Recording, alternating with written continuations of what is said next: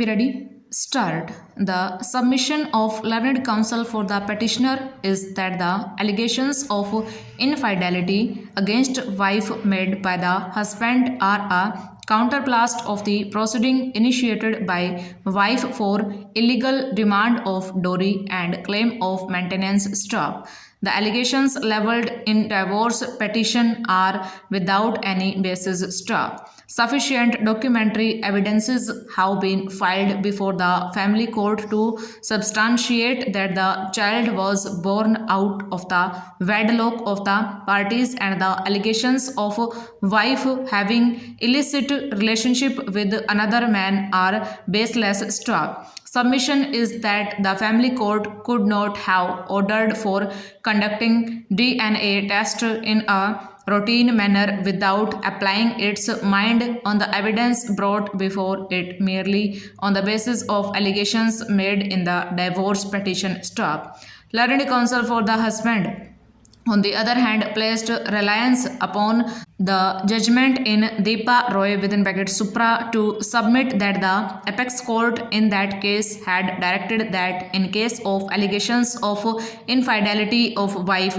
it would be impossible for husband to establish and confirm the assertions made in the pleadings. Stop. DNA testing is the most legitimate and scientifically perfect means which a husband can use to establish his assertion of infidelity. Stop. It is most authentic, rightful, and correct means also for a wife to rebut the assertions of her husband and to establish that she had remained faithful, not adulterous, and loyal to her husband. Stop. The clear picture would be drawn by conducting DNA test, and if wife is right, she shall be proved to be so. Stop. She can have no objection for DNA testing, which would definitely prove that legitimacy of the child. Stop. Stanza.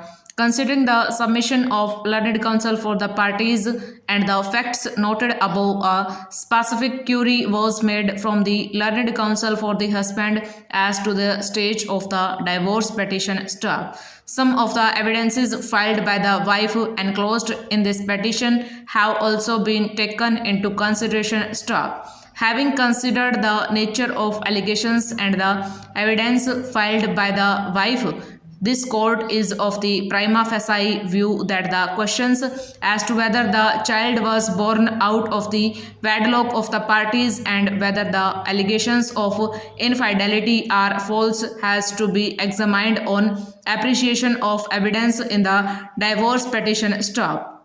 As per own averment of the husband in the divorce petition, the fact that the marriage of the parties solemnized on 28/6/1999 was consummated. Stop. The allegations have been leveled against wife on account of premature birth of the child, that is approximately after a period of 7 months from the date of marriage. Stop.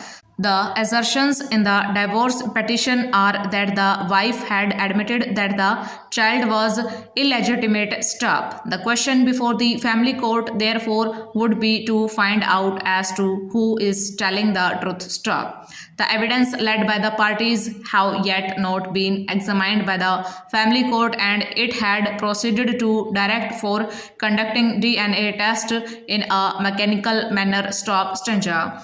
It is further submitted that the notice dated 17/7/2015, which is said to have been sent by the complainant, was never served upon the applicant, as the notice itself does not show any date and time when it was served upon the applicant. Stop.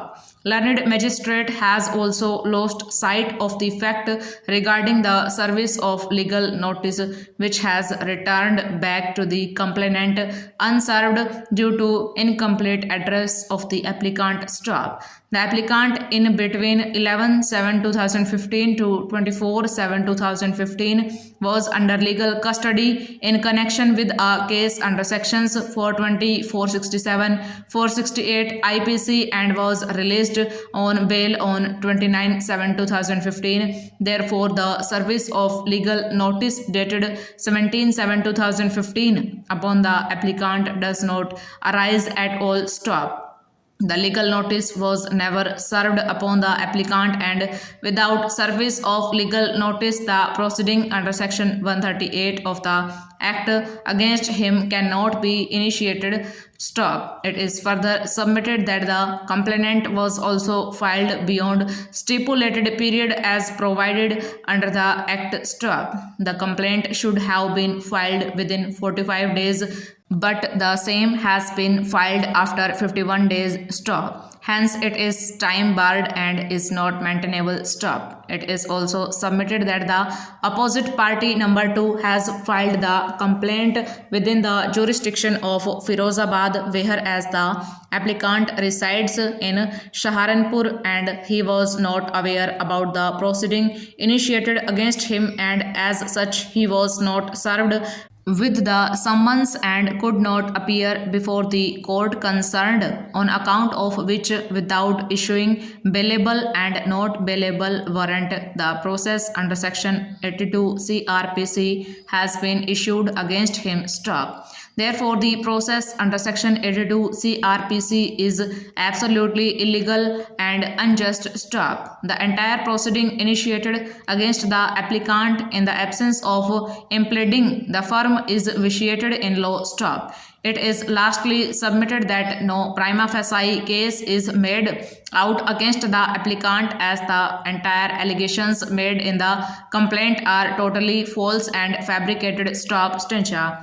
Per contra, learned AGA has contended that the complainant had suffered great loss of rupees 7,98,000, which has been paid by the applicant. Stop. Thereafter, the applicant had requested the bank for making stop payment of the amount, which itself shows malice intention of the applicant to cheat the complainant. Stop. There is also no dispute that the check was not issued by the applicant. Stop. The applicant must have a sufficient fund in the account of the date of signing of the check, but when the check was presented, the amount was found insufficient in the account of the applicant. Stop. Hence, the burden of proving that the check was not dishonored on account of insufficiency of fund is on the applicant, and on this ground, the complaint filed by the opposite party number 2 cannot be quashed. Stop. It is further submitted that instead of giving reply to the legal statutory notice after the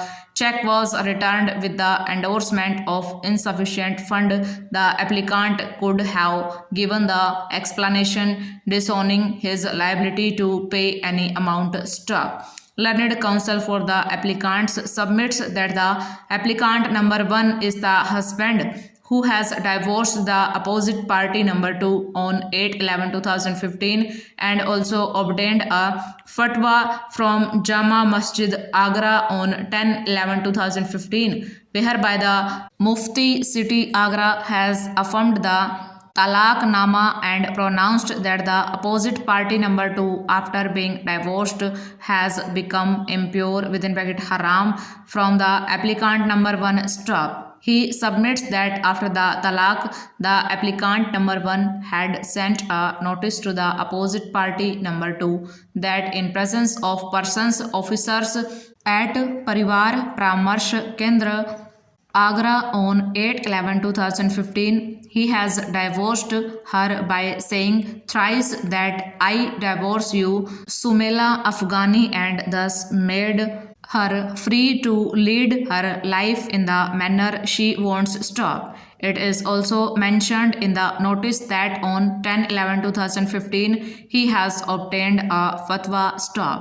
He therefore submits that since the applicant number 1 has divorced the opposite party number 2 on 8/11/2015 and as such the application dated 1911-2015 filed by opposite party number 2 under section 156 within bracket 3 CRPC, making certain allegations is malicious and abuse of process of court, and therefore the impugned summoning order dated 28/11/2016 in complaint case number 2393 stop over.